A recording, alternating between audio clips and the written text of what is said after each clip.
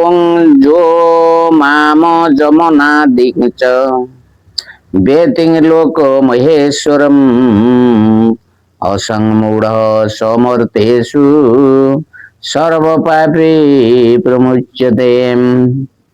जे मते अजन्मा अर्थात प्रकृत रे जन्म रहित अनादि ओ लोक महेश्वर बोली तत्वतः जानती मनुष्य मानक मध्यरे थिबा सेई ज्ञानी पुरुष सकल पापरु मुक्त होई जानती। भगवान को अजन्मा अनादि ओ लोक महेश्वर बोली जानिबा कोन? भगवान तांकर जोग माया बलरे नाना रूप रे प्रकट होइतिले मध्य अजन्मा अटंती। अन्य जीव मानक परि तांकर जन्म हुए नाही। से निज भक्त मानकर सुख देबाकू ओ धर्म स्थापन करबाकू केवल जन्म धारणर लीला करंती।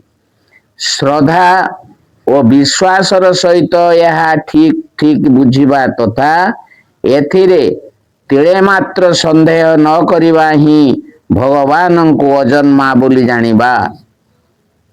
भगवान ही समस्तंकर आदि अर्थात महाकारण। तांकर आदि होई केही नाही। से नित्य तथा सदा अछंती। अन्य पदार्थ परि कौनसी काल विशेषरु तांकर आरंभ होई नाही। श्रद्धा और विश्वासर सहित यह ठीक ठीक बुझिबार अर्थ भगवान को अनादि बोली बुझिबा एवं ईश्वर कोटिरे गणा होइथिबा इंद्र वरुण जम प्रजापति आदि जेते लोकपाल अछंती भगवान हेउछंती सेई समस्तंकर महान ईश्वर। से ही समस्तंकर नियंता प्रेरक कर्ता हर्ता सबु प्रकार समस्तंकर भरण पोषण तथा संरक्षणकारी सर्वशक्तिमान महेश्वर परमेश्वर अटंती। श्रद्धा पूर्वक संशय रहित होई या ठीक ठीक बुझी जीवार अर्थ ही भगवान को लोक महेश्वर बोली जानिबा। एपरि पुरुष को मनुष्य मानक मध्यरे असमूढ़ कही से समस्त पापरु मुक्त होई जानती बोली जहा कुआगला तार अभिप्राय कौन ना भगवान को उपरोक्त प्रकार रे अजन्मा अनादि ओ लोक महेश्वर बोली जानिबार फल देखाइबा को एपरि कहा जाइछि।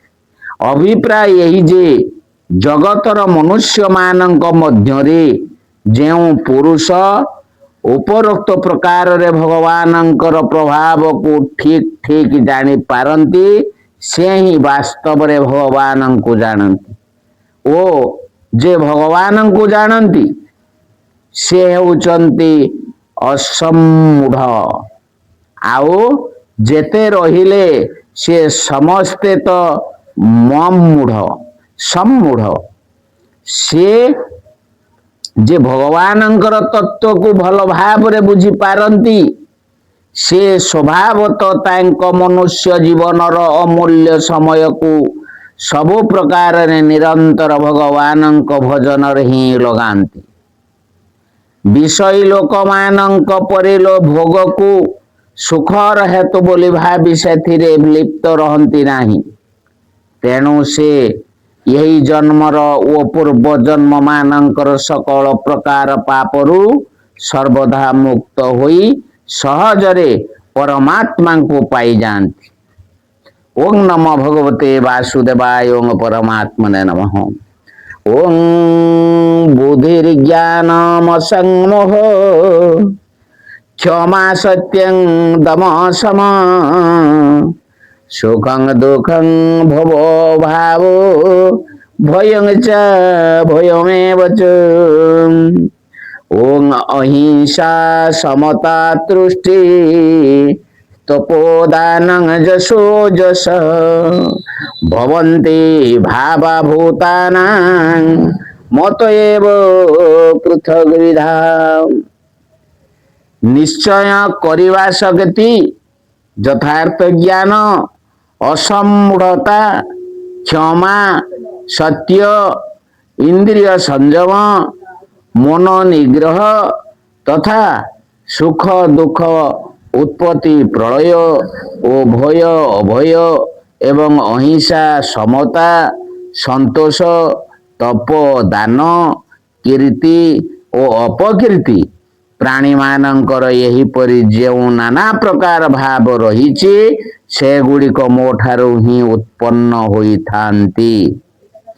बुद्धि, ज्ञान ओ समोह एई तीनोटी शब्द केउ केउ भावर वाचक।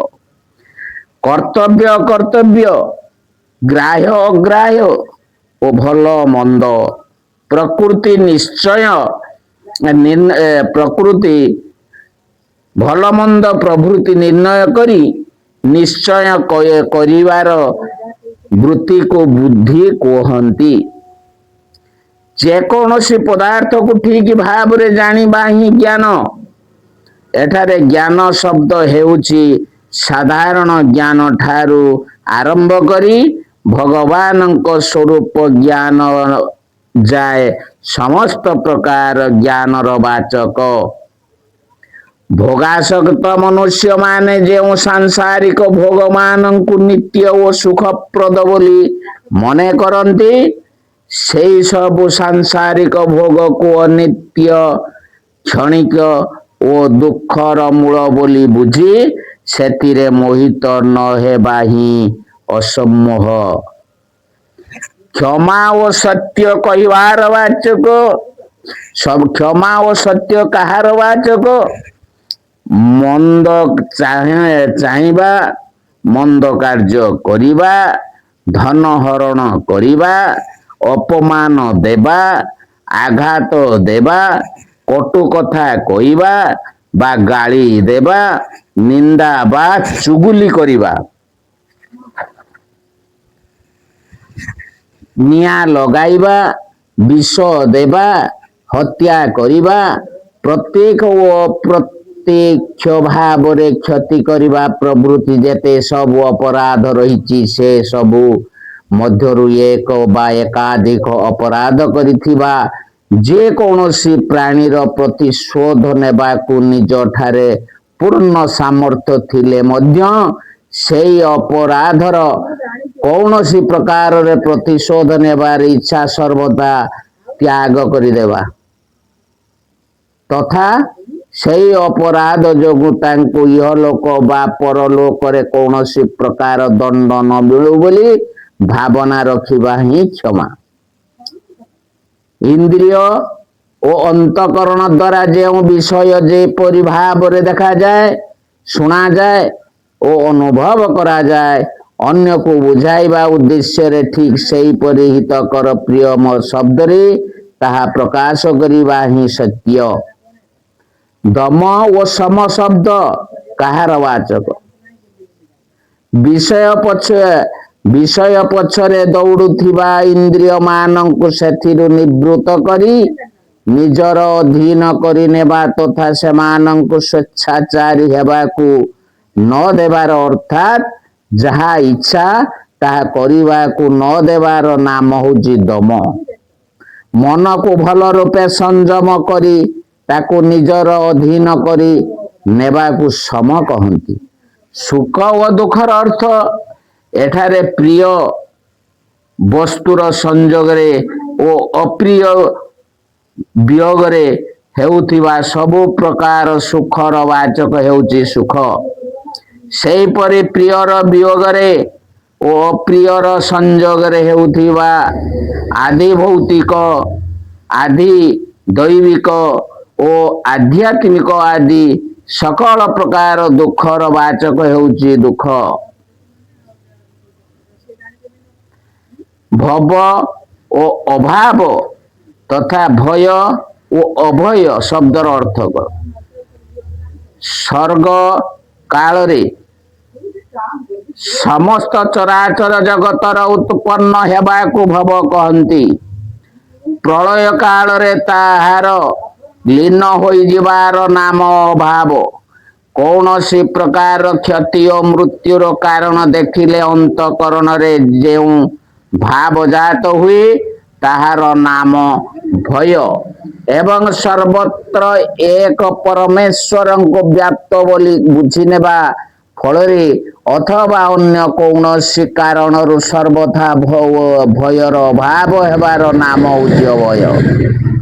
अहिंसा समता और तुष्टि अर्थ कौन कौनसी प्रकार प्राणी को कौनसी समय रे मध्य कौनसी प्रकार रे मन वाणी बा शरीर द्वारा टिकिए भी कष्ट न देवार भाव को अहिंसा। सुख दुख लाभ क्षति जय पराजय निंदा स्तुति मान अपमान मित्र शत्रु आदि जेते भी क्रिया पदार्थ घटना आदि को विषमतार कारण बोली स्वीकार करा जाए से सबुरे निरंतर राग द्वेष रहित सम बुद्धि रहिबा भाव को समता कहंती। जहा किछि प्राप्त हेउ ताहा प्रारब्ध भोग बा भगवानंक विधान बोली बुझी सेतिरे सदा संतुष्ट रहिबा भाव को तुष्टि कहंती। तप दान जस और अजस यही शब्द गुड़िक अर्थ कौन स्वधर्म पालन पाई कष्ट सहिबा को तप अन्यर हित पाई निजर सत्व वितरण करने को दान जगत रे कीर्ति को जस अपकीर्ति को अजस बोली कहंती। प्राणी मानंकर नाना प्रकार भाव मोठारु ही उत्पन्न होता है। यही कथन अभिप्राय कौन यही कथन द्वारा भगवान देखाई विभिन्न प्राणींकर प्रकृति अनुसार उपरोक्त प्रकार रे जते सबु विभिन्न भाव प्रकाश पाए से सबु तांकरी ठारू ही उत्पन्न होता है अर्थात से सबु प्रभुंकर साहाय्य शक्ति और सत्ता द्वारा होता है। यही दुई सड़क सुख भाव अभय ओजस यही चारोटी भावर विरोधी भाव यथा सुख अभाव भय और अपजसर वर्णना करा जाइछि।